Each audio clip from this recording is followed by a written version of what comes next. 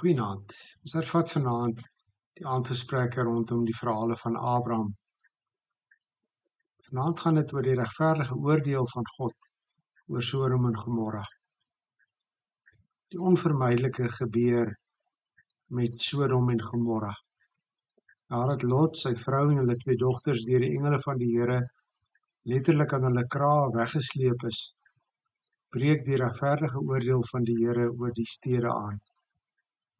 Sonde moet gestraf word. Ons moet vir geen oomblik illusies daaroor hê nie. Die regverdige God kan nie en sal nie anders nie.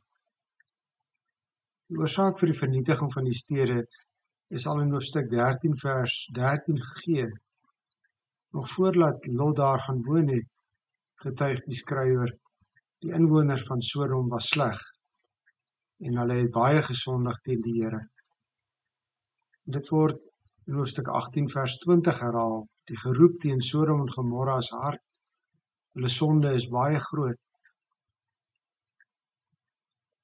In sy regverdigheid gaan die Here eers saam met engele om te gaan ondersoek instel. Die Here sê hy wil gaan kyk, sodat hy kan weet of hulle ooreenkomstig die geroep wat tot hom gekom het, gehandel het of nie. Die gebeure rondom die ontvangs van die 2 engele waar die inwoners hulle wou verkrag, bevestig die regverdigheid van die oordeel van die Here. Die inwoners van Sodom en Gomorra was baie sleg. Hulle het baie gesondig teen die Here. Selfs die intrede van Abraham bevestig dat daar nie eers 10 regverdiges in die stede was nie. En daarom lees ons in Genesis 19 vers 23 tot 25, net toe die son opkom, het Lot en Soar aangekom, toe het die Here swaal en vuur van hom af uit die hemel uit laat reën op Sodom en Gomorra. En God het die stede en die hele vlaktes verwoes, en al die inwoners om die lewe gebring, selfs die plante in die omgewing is uitgeroei. Is die oordeel van die Here bloot 'n Ou-testamentiese verhaal? Nee, wat hier gebeur het met die regverdigheid van God te maak. En hy gaan en moet oordeel, selfs al lyk dit of dit nie op die oomblik gebeur nie.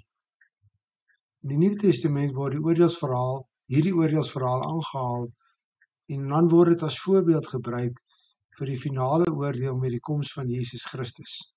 Ons lees in Lukas 17 vers 28 tot 30. In die tyd van Lot het dit ook net so gegaan. Hulle het maar soos gewoonlik geëet en gedrink, gekoop en verkoop, geplant en gebou. Maar op die dag toe Lot Sodom verlaat het, het vuur en swaal uit die hemel gereën en dit het almal uitgewis. Net so sal dit ook gaan op die dag wanneer die Seun van die mens verskyn. As jy twyfel of die oordeel van God 'n werklikheid is, dink dan terug aan wat met Sodom en Gomorra gebeur het. Dink ook aan wat op Golgotha gebeur het. Daar het die regverdige oordeel van die Here op ons sondes, op Jesus Christus neergekom. Hy is in ons plek vernietig met die dood. Hy is deur God verlaat en moes die felheid van die oordeel van God as gevolg van ons sondes dra. Hoewel ons gelowiges vanuit die verlossing van Jesus Christus lewe en daarom nie in vrees op die weerkoms van hom wag nie, bly sy oordeel 'n finale oordeel 'n voldonge feit. Dit gaan gebeur, selfs al lyk dit nie so nie. Hieroor skryf Petrus in 2 Petrus 8 vers 8 en 9. Een ding moet julle nie vergeet nie, geliefdes. Vir die Here is 1 dag soos 1000 jaar en 1000 jaar soos 1 dag. Die Here stel nie die vervulling van sy beloftes uit nie, al dink party mense so. Hy is geduldig met julle, omdat hy nie wil hê dat iemand verlore gaan nie. Hy wil hê dat almal hulle moet bekeer. Vandag is dis nog 'n genadedag. 'n Dag in die genadetyd van die Here, wat ons moet gebruik om, soos Abraham, wat vir Lot in die stede ingetree het, by God om genade te pleit, sodat ander sondaar mense soos ons ook gered kan word van die regverdige oordeel van die Here.